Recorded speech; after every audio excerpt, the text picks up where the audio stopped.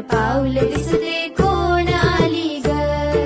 पिवळी साडी पिवळी चोळी अंगी लेऊनी, वैभवाचे साज सारे गळा घालूनी, कोल्हापूरची महालक्ष्मी दारी आली ग.